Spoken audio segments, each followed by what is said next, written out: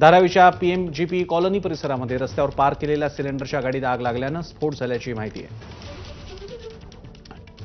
राजेश त्रिपाठी आपले प्रतिनिधी या प्रत्यक्ष ठिकाणाहून लाईव्ह आहेत। राजेश, ताजे अपडेट्स काय आहेत?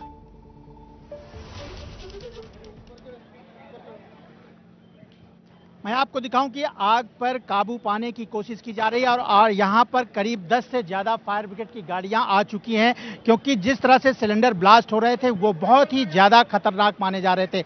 बताया जाता है कि यहाँ पर धारावी का जो बस डिपो है उसके पास जो है कुछ गाड़ियाँ जो गैस सिलेंडर की थी वो यहाँ पर खड़ी की जाती थी और उसी पे जो है जो सिलेंडर थे वहाँ पर ब्लास्ट हुआ है। अभी किस तरह से आग लगी है, क्या हुआ है, ये हम नहीं बता सकते हैं क्योंकि अभी कोई जानकारी नहीं मिल पा रही है, लेकिन लगातार फायर ब्रिगेड की गाड़ियां यहां पर जो आ रही हैं। आप देखिए कि यहां पर जो सुरक्षाकर्मी जो है यहां पर जो है वो यहां पर मौजूद हैं, क्योंकि उस जगह पर जहां पर ब्लास्ट हुए हैं वो गैस सिलेंडर ब्लास्ट है, वहां पर सब चारों तरफ से रास्ते बंद कर दिए गए हैं ताकि वहां पर कोई जा न सके, क्योंकि वहां पर तमाम जो है गैस सिलेंडर मौजूद हैं वो ब्लास्ट हो सकते हैं। तो इस तरह से पूरे जो एरिया को है उसे रोक दिया गया है। फायर ब्रिगेड की गाड़ियां यहां पर पहुंची हैं। प्राथमिक जानकारी के मुताबिक अभी यही जानकारी मिल रही है कि वहां पर गैस सिलेंडर की गाड़ियां खड़ी होती थी, गैस सिलेंडर उसमें मौजूद होते थे और वहीं पे ब्लास्ट हुआ है, जिसकी वजह से धारावी के पूरे इलाके में दहशत का माहौल है।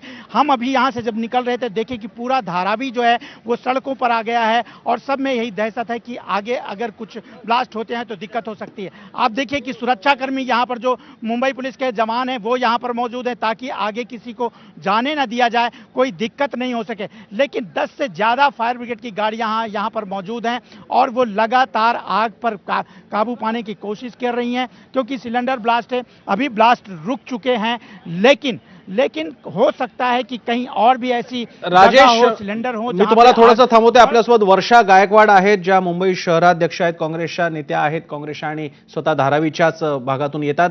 वर्षाजी, याबद्दल आपण आधी काही ताजी माहिती घेतली? कोणी जखमी किंवा काय झालंय? आपली काय माहिती? नाही, मला अजून ती माहिती नाही आली, पण त्या ठिकाणी मला वाटतं पोलीस आणि बाकीचे